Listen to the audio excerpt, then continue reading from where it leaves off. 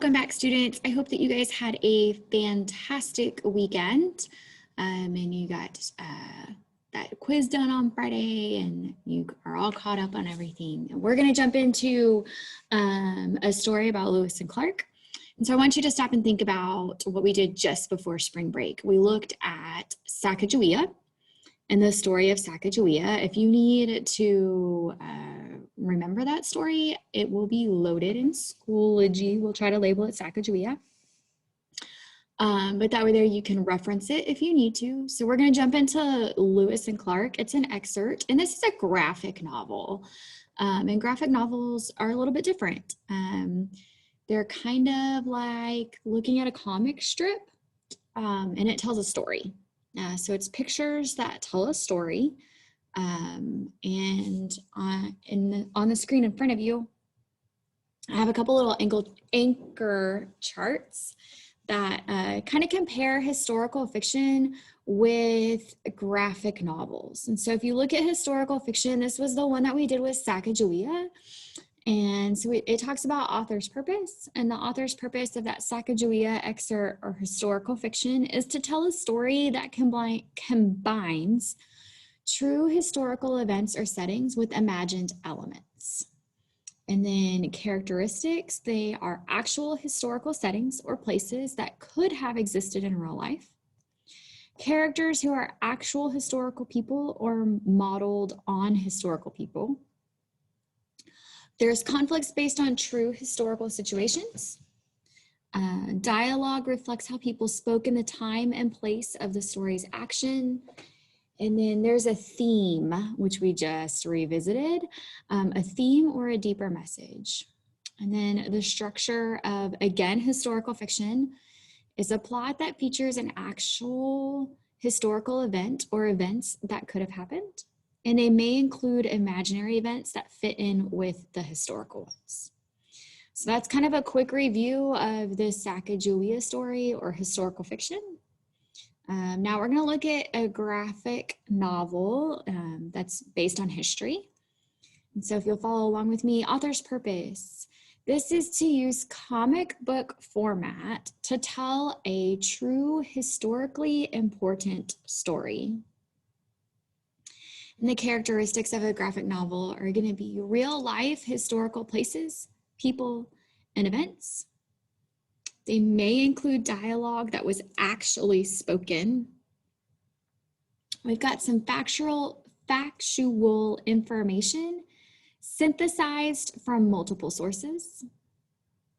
And there's also an author's interpretation of events. And then the structure is going to be illustrations that are set in panels that appear in time order. So they're going to be chronologically correct. Comic book conventions, including speech bubbles, splash screens, special effects, lettering, and etc. So graphic novels read just like a comic. So you're going to read left to right, top to bottom, as if it were a normal book to read. This one's just a book made up of pictures, and it tells the story with pictures. So again, we read left to right, top to bottom. Please do not get this confused with anime that you read backwards. We're going to read this just like we would any other book. And so we're going to jump in. I'm on page 580 if you're following along in your textbook, or if you are just using the pages that are on Schoology, please make sure you are on page 580. And the first thing that I want you to do is to answer a question for me. And I'm going to post this as a discussion question. So the discussion question I want you to think about is, why would someone agree to travel into unknown territory on a journey that would take months or even years? Would you? Why or why not? So again, I'm going to post that as a discussion question. I'm going to read it one more time. Why would someone agree to travel into unknown territory on a journey that could take months or even years? Would you? Why or why not? So I want you to kind of think through that as we jump into our graphic novel on Lewis and Clark. And so again, I'm on page 580, and right here about the author, Nick Bertozzi. His father introduced him to comics before he could read. And as an adult, he developed his own mini comic while working in the marketing department at DC Comics. Besides being an illustrator and an author of graphic novels, Bertozzi is also a computer programmer and an educator who has taught his craft at several prestigious art schools. So if you're a DC Comics fan, that's where this guy got his start at. So kind of fun to always find out about authors. And so there's specific vocabulary that goes along with graphic novels. And so I want to make sure that we all understand that vocabulary. So again, I'm on page 580, media vocabulary. These words will be useful to you as you analyze, discuss, and write about graphic novels, a type of multimodal text. So our first word is penciler. A penciler is an artist who sketches the basic layout for each panel. And it gives us a little bit of information about a penciler. A penciler shows the figures, expressions, objects, and backgrounds in each panel. The amount of detail in the drawings varies from penciler to penciler. So again, it's a little bit of author's interpretation. And so the detail is just going to depend on who that penciler is. And then the next word is inker. Inker, an artist who goes over the penciled art in ink. So an inker uses pen and brush with ink to create an image that will print well. So if you've ever tried to copy something that's written in like pencil, it's really hard to copy. So the inker is going to go back over top of that and make sure it's nice and dark and it's easy to print. The amount of detail left for the inker to fill in depends on how much detail was done by the penciler. So they're kind of like your person who comes in and helps fill in some of the missing details. They want to make sure that that image is clear to the reader. And then you have a letterer. This is an artist who letters the dialogue and captions. And so a letterer fills in the speech balloons and may also place them in the panel. Different weights, shapes, and sizes of letters can convey different emotions and meanings. So if something is kind of written real block-like and heavy, you're going to notice that conveys a different mood or tone to it versus something that's written kind of light-handed and there. Just like whenever you guys send like text messages or emails or anything like that, using all caps conveys a different message than if you just type something out using lowercase letters. And so the way that the author, or the letterer, I'm sorry, the way that the letterer writes, those speech balloons can make a difference in the way that it comes across in the graphic novel. And so comprehension strategy, again, still on page 580, we are going to do this as we read. So make connections. Deepen your appreciation of a text by making connections to the ideas and other texts that you have read. Ask yourself questions such as, what does this remind me of? And how is it different from other works in the subject? Doing so will add to your understanding of the text you're reading and the topic as a whole. Consider various elements of other texts as you make connections. Consider the ideas, themes, or messages in other works. Consider the people or characters in other works. Consider the events in other works. And consider structural elements or styles in other works. So practice. As you read this graphic novel, the history, jot down connections you make to the ideas and other texts that you have read. This is why you have a copy to access the Sacagawea. These two texts parallel each other, and so we're comparing two different texts across two different genres. So that is why you have access to the Sacagawea text. All right, are you guys ready? Here we go. Lewis and Clark. So this is where we're gonna kind of jump into. This is page 581. And so we've got a little bit of background.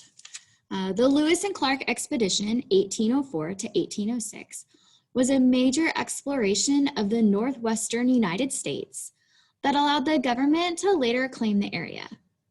The band of explorers and their co-leaders, Captain Meriwether Lewis and Lieutenant William Clark, were known as the Corps of Discovery. All right, so before we actually read this, this is a graphic novel, or at least part of a graphic novel. And note that there are right here, there are numbers. So these numbers help lead you in the direction that you are going to read. So you've got numbers that tell you the order that they go in. And so you are going to read this left to right, and then we drop down. So left to right, and then top to bottom. So you've got 1, 2, 3, here's 4. So you guys kind of understand the direction that this is going. And as you look through, there are some that have these speech bubbles. So they give us a general idea of what is happening in that panel. But then you also have some that are just pictures. And so we, as the reader, get to interpret what is happening in those panels. You'll notice some color variations, some stuff in the distance, and some stuff up close. So we'll get to go through and talk about all of that. So here we go. We're going to read through it our first time. So here we are in panel 1. And he says right here, "Don't jam it this time, boys." And if you stop and look, it looks like they're putting in poles. And this looks like maybe the outline of some type of building or fort. Think about time frame. They could be making a fort. You've got other men back here working. These guys are trying to stand this up in the hole, but he says, "Don't jam it this time, boys." And so he doesn't want it slammed into the ground. He wants to make sure that this log stays in really good shape. The men are all working together. You've got a man kind of standing back here in the background, and you've got other men over here working. So we're going to assume that the ground is probably kind of dirt or sandy, and they have dug this hole somehow to be able to get the pole in to keep going. And then here, moving on to panel 2, you've got, Captain. So this guy right here, he is the same as, guys, I want to make sure you guys can see this. So we're going to bring you some color. So this guy right here is the same as this guy. Okay, got it? So this gentleman is the same as this. So that gives you a little bit of reference as to where you're at. So this panel 1 is up close. Panel 2, you're back further. You can see a little bit more what is going on, but those are the same 2 guys. And he is our guy that's circled in red right here is saying, "Ho, Captain." And so he is talking to this gentleman right here. We're going to circle him in green. I'm trying to help make sure you guys understand where everybody is. So, Captain, he's talking to this guy right here, and you hear thud. So they've dropped that pole in the ground, and this guy is not paying attention. Remember, he told them, "Don't just jam it in." So they didn't jam it in, they dropped it in.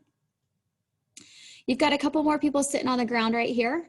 You do have some people working in the background. Looks like they're chopping some logs. Some people kind of hanging. So you've got some more posts going in. So we're starting to see the shape of the building. Again, it looks like they're walking on dirt, grass maybe. Something easy to dig in.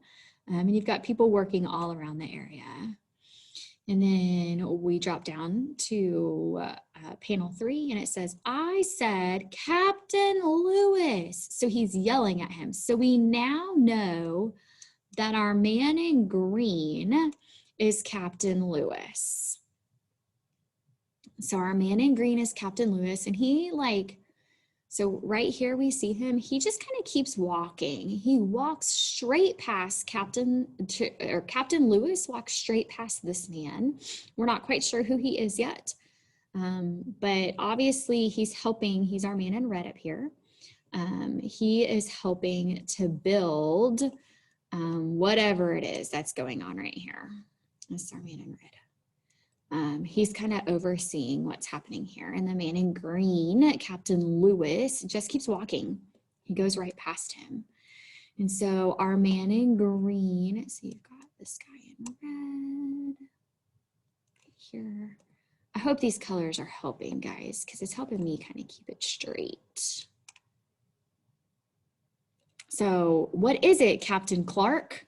So you know now that our guy in red is Captain Clark and our guy in green is Lewis. So I'm just gonna write over here on the side in my green color, I'm gonna write Lewis. And then in my red color, I'm gonna write Clark, right?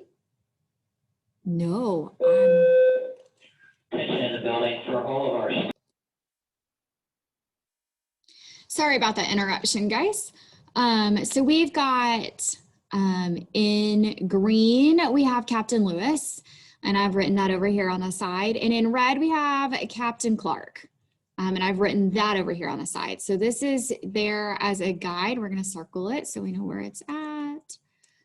This is here as a guide to help us remember with our color coding who is who. So we've got Lewis in green, Clark in red, and so what is it, Captain Clark? He's talking to the guy in red. And it says, we need your help deciding where to put the armory. So now we have a little bit of insight of what this building is that they have been building all along. And he's like, I need your help. Come help me. So remember with Lewis and Clark, they are the captains of the Corps of Discovery.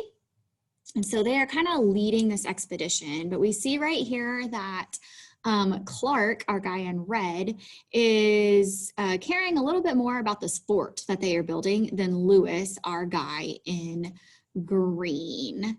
And so right here it says, put it where you think best. I'm occupied with specimens. And so this is Lewis walking away. He is right here. We see Lewis walking away, and Clark says, we could use your expertise. So sounds like Clark knows what's going on, or Lewis has an expertise in armory stuff or building, and Clark is asking for help, and Lewis decides that he's gonna go collect specimens.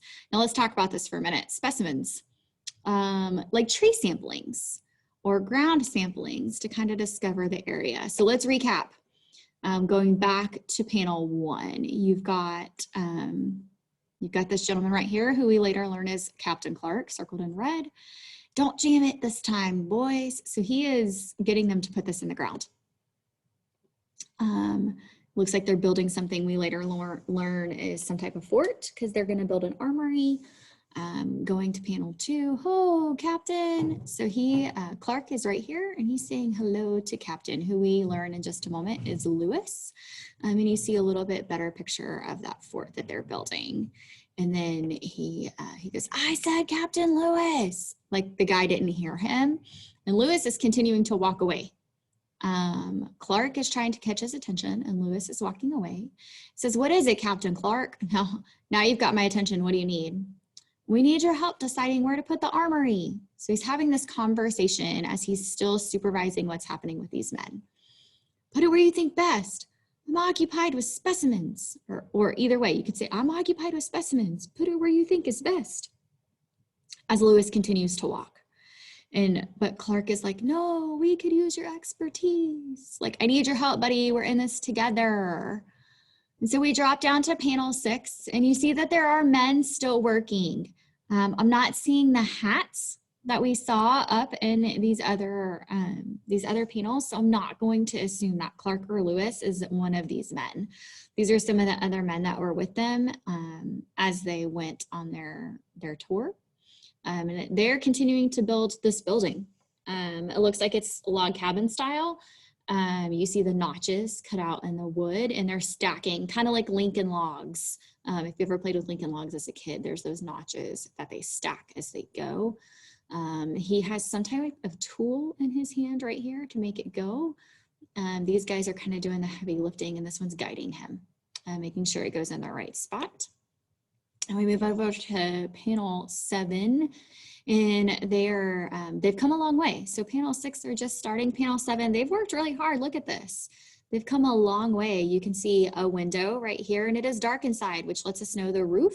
Yep, we can see it right there. The roof is already on. There is no electricity in this, so it is dark inside. So I wonder if it's daylight or kind of dusk, starting to get a little dark. You do have a third man right back here helping guide. It looks like he's bent down, and maybe a fourth one right here, because those hands are there and there's hands right there. So I'm pretty sure there's about 4 guys trying to hang this door. Again, looking at hats and body type. These are not Lewis or Clark. These are men that are continuing to work. Notice you see like a makeshift hammer right down here. You've got a couple extra logs. And then we kind of zoom out, and it says wintering at Fort Caltsup, 1805 to 6. So 1805 to 1806, you see the fort. Note that there are 2 men standing right here. I'm going to assume Lewis and Clark. It just makes a little bit of sense for that to be Lewis or Clark. It looks like it's raining. You see some dark up in the top, and you see streaks coming down. It looks like it's raining, or since it's winter, it could be some snow or some sleet. It's probably pretty cold. And so they've got this fort. You can see a tree line in the back, what I'm going to assume is a tree line. And you see kind of the dirt or the grass. It looks like little puddles possibly have formed along the ground. So we're going to keep going and keep reading as we go through this. And so we go to that's panel 8. We're going to go to panel 9. And it says, we've got a gentleman right here. He's not wearing his hat, so I'm not sure if this is Lewis or Clark. I'm going to assume it's one of them since they're kind of up front talking. And I could picture the leaders of the expedition being the one to talk. You've got, and it says, and in honor of our generous friendship and upon completion of our winter quarters, the men of the Corps Discovery will dance for you. Now let's look at who they're talking to. Remember, the area that they are traveling is Native American territory. And so you've got the Native Americans that live on that land in these faces. They're listening, they're trying to pay attention. And you've got a fire right here. A fire, it's the winter, they've completed their fort. It's probably a fire for warmth. And then you see the smoke trail leading off. There's a gentleman right here who's kind of lost in that smoke trail. It's dark. They're outside, and it is now dark. So you've got that man that's kind of lost in that smoke trail. You've got the smoke trail. These guys looks pretty serious. They take this gathering seriously. And you've got one of the leaders right here. We're not sure which one. The Corps of Discovery will dance for you. Now we have to understand a little bit of culture here with the Native American culture, that when they gather around fires and stuff, there's usually some type of dancing that takes place. And then we go to panel 10. And we see one of these men right here plays the violin or fiddle, whichever you want to call it. And you've got another one that's kind of clapping, keeping the beat. You see the fire and the smoke trail. So this is kind of coming from a different angle. So here we're looking at the audience in panel 9. And then in panel 10, we see the back of their heads, and we're looking at the men from the Corps of Discovery who are dancing. And I'm going to assume, let's get a color right here. Let's get yellow. I'm going to assume that right here, we see Sacagawea. This person looks different. than these other men. It's still dark out, but this person looks different. I'm going to assume that would be Sacagawea because we know she traveled with them. And so they're dancing, they're enjoying it. They've worked on this and worked hard on it. And so we're gonna move on to panel 11, still dark. So we're still around the fire. And we notice that, let me get another color. Let's go with light green. We notice that this man right here looks a little bit different. We see his face in the next panel as well. This is York. They talk about York with Sacagawea, and we talked a little bit about him, that he was African-American that traveled with Lewis and Clark. And so York is here. He's enjoying himself. Here, there's a discussion happening. I am not sure who this man is that's talking to him, but there is some type of discussion. York looks like he's kind of paying attention. You see the man with the fiddle. So York is probably right up in here. And these guys are still dancing. Here's the fire going. It's still nighttime. But there's a discussion happening right here. And then right here, you just see, moving on to panel 12, you see York just having a good old time. He's dancing. It looks like there's a smile on his face. He's right by that fire. So he's nice and lit up from that fire. Panel 13, you see the Native Americans that live in the area. Looks like these guys might be having a little bit of a discussion of what exactly is happening, or they're just under impressed. I'm not quite sure, but they look like they could be questioning some stuff. And then we go to panel 14 and they kind of pan out. So this is going to be a larger area. It looks like a wooded area, but notice you see that smoke trail right here. So the men are all gathered. The men are all gathered right in this area. I'm trying to get it. The men are all gathered right in here. And that's where that dance is taking place. So we're going to scroll down. We've got a few more panels. All right, so here we are, panel 5. It looks like they are kind of out towards the edge where there's some trees, and it is just raining. It is raining, raining, raining. They're probably glad that they have protection and cover. We move to panel 16. You see 2 men. We're not quite sure who yet, but you see 2 men entering into their fort. And then panel 17 shows us that rain just coming down, but we notice that they have some good roof cover, but it's just coming down on them. Panel 18, Oi, York. So we see this man. Here is York. Here, probably some Native Americans. He says, Mr. Ordway. So now we know who this man is right here. And he wants to talk to York. York is sitting here making something, working on something. And so he comes in and you've got a man tipping his hat right here. We're going to assume it's Mr. Ordway. And it says, squirrel was the best I could bag out there, fellas. It's no wonder you're such a scrawny bunch. So he's alluding to the fact that there's not a lot of food to go hunt in the area. Could be due to rain, could be just due to location. Assume that they're not close to a river to catch fish, or if they are, it could be frozen over because it is the winter time. And you see right here York working with him. This guy looks not impressed at all that Mr. Ordway has just said, no wonder you're scrawny. He's not very happy about that. And then we come down to panel 20. A meal is a meal, I always say. And so we see the squirrel. We know what's fixing to happen. We see the sword or the knife. We see the hand and we see the squirrel.